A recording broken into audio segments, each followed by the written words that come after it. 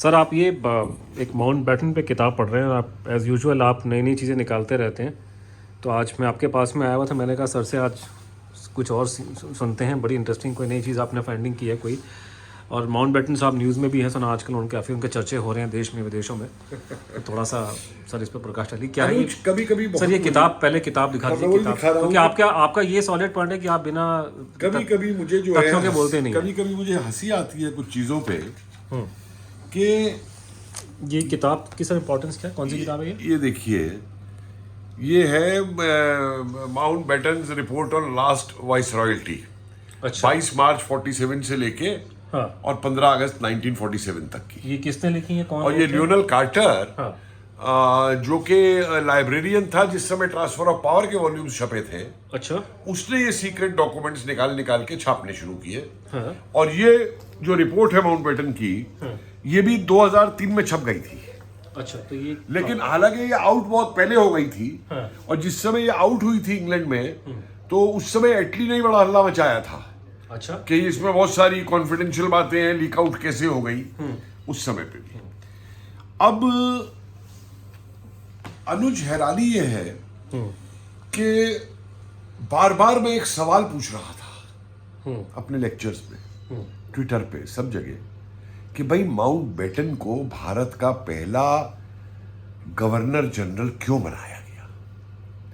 क्यों अंग्रेजों के उस आखिरी रिप्रेजेंटेटिव को, जिन अंग्रेजों ने हम पे 170 साल तक गुलाम बना के रखा, हमारे सारे सोर्सेस को एक्सप्लॉइट किया, हमको लूटा, लोगों को तोपों से उड़वाया, लोगों को अंडमान भेजा, यातनाएं दी, गोलियां मारी, नरसंहार किए, उनके आखिरी रिप्रेजेंटेटिव को भारत का पहला गवर्नर जनरल क्यों बनाया गया? तो एक तो बार बार जवाब वो हम पे सबूत आई गई निकल के कि भाई उस दिन आज़ादी नहीं मिली थी, डोमिनियन स्टेटस मिला था। लेकिन फिर भी ये था कि डोमिनियन स्टेटस भी अगर मिला था तो जिन्ना ने नहीं बनाया माउंट बैटन को। वो तो दोनों जगह बनना चाहता था उस समय, लेकिन जिन्ना खुद बना। और माउंट बैटन खुद लिखता है कि मैं बड़ा हैरान हो गया था, वो शौक, जब जिन्ना ने कहा कि वो खुद बन रहा है गवर्नर जनरल और उसको नहीं बना रहा है। तो फिर भी ये सवाल इसलिए मजबूत हो रहा कि माउंट बैटन को क्यों बनाया। और अब जब मैं इसको पढ़ रहा था, ये Mountbatten report on the last viceroyalty, मेरी तो आंखें खुल गई। और आंखें ही नहीं खुली, सारी कॉन्स्पिरेसी जो है इस पीरियड की वो सामने आ गई। अगर एक हिस्टोरियन के नाते आप पूरी सिचुएशन का एनालिसिस करो और तारों को जोड़ो डॉक्यूमेंट्स की, तो जो चीज निकल के सामने आती है वो फिर वही आती है, बोस और आयन ने। और सुनिए क्यों आती है। माउंट बैटन हिंदुस्तान में आते ही सबसे पहले सारे लीडरों को चिट्ठी लिखता है कि भाई वो मुझसे आके मिलो मेरे वाइस रीगल लॉज के अंदर। तो एक अकेले लीडर है जयप्रकाश नारायण उस समय, जो नहीं आके मिलते हैं। और खुद माउंट बैटन लिखता है कि जयप्रकाश नारायण इसलिए आके नहीं मिले कि जयप्रकाश नारायण के लोग ये समझ लेंगे अगर मैं मिलने चला गया कि मैं भी पार्टीशन की डिमांड को सपोर्ट करता। लेकिन गांधी क्या जवाब देते हैं? गांधी का जवाब बड़ा इंटरेस्टिंग है। लैंग्वेज देखिए गांधी के जवाब की। वो कहता है, I dare not resist your kind call. I dare not resist your kind call, मतलब तुमने जो इतने प्यार से मुझे बुलाया है, मैं उसको कैसे, how can I refuse, how can I resist that call. और उस मीटिंग में, so tempting it was actually. और उस मीटिंग में गांधी जाते हैं उससे मिलने। और ये 2-3 मीटिंग होती है।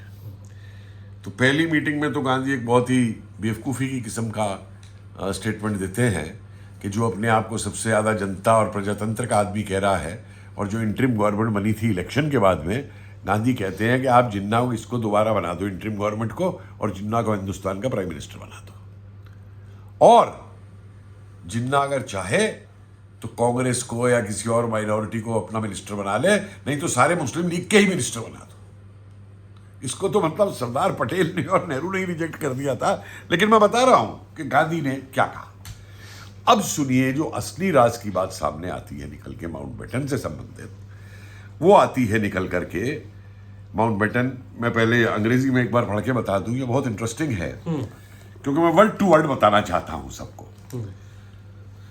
माउंट बैटन लिख रहा है, he then astounded me by asking whether I knew an Englishman called Andrews, who had decided to devote his life to the service of India. C.F. Andrews की बात कर रहा है.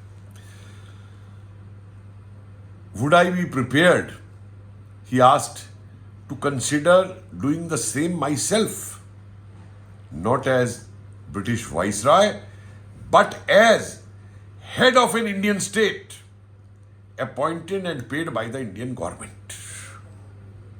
समझ रहे हैं आप? आगे लिखता है Mountbatten, I expressed my profound sense of honor at this suggestion, but pointed out that with my interrupted life career in the Navy awaiting me, with my home, family and friends in England, I hope he would not press this point. The more so, as I felt that an Indian should fill any such post. He replied, but when the time comes under such a scheme, you will not refuse to stay. समझिए इसको जरा हिंदी में समझा कि आप क्या Andrews अंग्रेज के बारे में जानते हैं? गांधी जी ने पूछा माउंटबेटन को, जिसने कि अपनी सारी जिंदगी भारत की भलाई के लिए डिवोट कर दी थी, एंड्रयूज ने. हाँ, तो तुम एंड्रयूज जैसे क्यों नहीं बन जाते और भारतीय सरकार के अध्यक्ष बन जाओ? अंग्रेजों द्वारा नहीं, भारत की सरकार द्वारा तुम्हें तनख्वाह मिले. वाह जी वाह. और ये वो आदमी है जो सुभाष बोस को हरा के आया अरे था. नहीं, ये गांधी वो है जो सबसे ज्यादा स्वदेशी की बात करता है. ओके, समझे आप? आगे सुनिए. आगे वो कहता है, भाई मैंने कहा कि ठीक है आप मुझे ऑनर दे रहे हैं, लेकिन मेरा तो एक नेवी का कैरियर है और मेरे जो दोस्त लोग हैं वो सब इंग्लैंड में ही हैं, और मैं दिल में भी ये चाहता हूं कि ये पोस्ट किसी हिंदुस्तानी को ही मिले. और ये डोमिनियन की पोस्ट हो रही थी उस समय, हेड की बात, इंडिपेंडेंट इंडिया की नहीं हो रही थी. तो कहता उस पे, और मैंने ये सोचा कि ये मेरे कहने के बाद में गांधी अब आगे बात को खत्म कर देंगे. लेकिन गांधी कहता है, जब इस तरीके की स्कीम तुम्हारे सामने आती है तो मैं उम्मीद करता हूं कि तुम यहां रुकने का निर्णय लोगे. समझे साहब? इसका मतलब क्या खिचड़ी पक रही थी? What was cooking hot? और इसी कॉन्टेक्स्ट को आप अगर लेपियर कॉलिंस के कॉन्टेक्स्ट में देखें, जो पेज 9 पे आपने मुझे बताया था, वो है शब्द कि कृष्णा मेनन ने क्रिप्स मिशन को कहा कि I want Mountbatten to be the viceroy of India, जो पंडित जी ने कन्वे किया था उसको. जी आगे सुनिए ना. माउंटबेटन खुद ये कह रहा है कि कृष्णा मेनन मेरा पुराना दोस्त था और मैंने इसे प्लांट किया वहां पे. और वीपी मेनन के लिए भी वो यही कहता है कि मेरा बहुत लॉयल अफसर था, इसीलिए मैंने उसको होम मिनिस्ट्री में प्लांट किया था. अब समझिए, इसको आप 2-3 चीजों से और जोड़िए. एक तो गांधी चवन्नी मेंबर भी नहीं थे कांग्रेस के,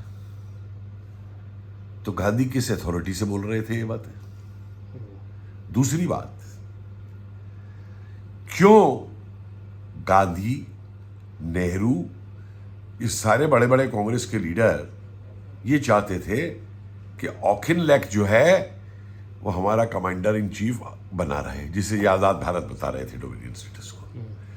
क्यों ये चाहते थे कि अंग्रेजी अफसर जो ब्रिटिश सेना के अंदर हैं, नौसेना के अंदर हैं, हवाई सेना के अंदर हैं, वो यहां सर्विस करते रहे, भारत के अंदर सर्विस करते रहे.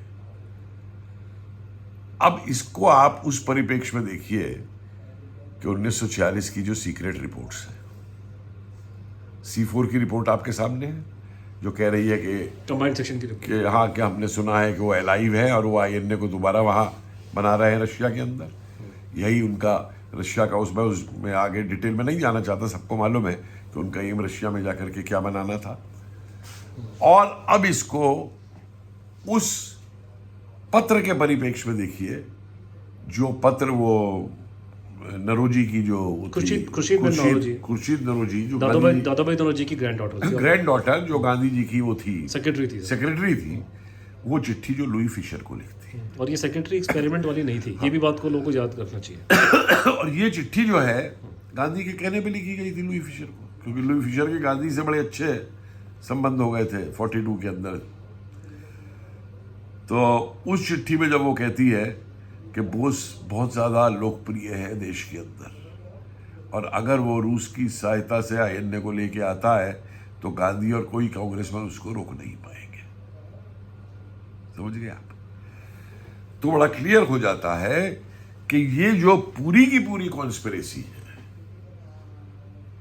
कि आजाद हिंद फौज के लोगों को वापस सेना में ना लिया जाना, भारत की, जो पटेल कह रहे हैं कि लिया जाए, नेवल म्यूटनी जिसे बोलते हैं, मैं तो नौसैनिक स्वतंत्रता संग्राम बोलता हूं, उनके लोगों के कोर्ट मार्शल करना, उनको निकाला जाना, और पूरी नौसैनिक क्रांति जो आजादी की लड़ाई है उसको दाल भात की लड़ाई बता देना। साहब वो तो अपने भत्ते के लिए है और अपना अलाउंस बढ़ाने के लिए लड़ रहे थे। तो पहले क्यों लड़े? 42 में क्यों लड़े? नीलगंज जैसे कत्लेआम को छुपाना, और सन 48 तक नेहरू का ये कहना कि इनको आईएनए वालों को होम गार्ड बना दो, पुलिस में गार्ड बना दो, सेना में नहीं आएंगे। मुकदमों का छुपाया जाना जो लाल किले के बाद में भी चलते रहे, ये सारे सबूत क्या बताते हैं? ये सारे सबूत एक ही बात बताते हैं कि इंग्लैंड जो है वो घबराया हुआ था बोस की उससे, और नेहरू उससे ज़्यादा घबराए हुए थे कि बोस आ गया तो मेरा क्या होगा।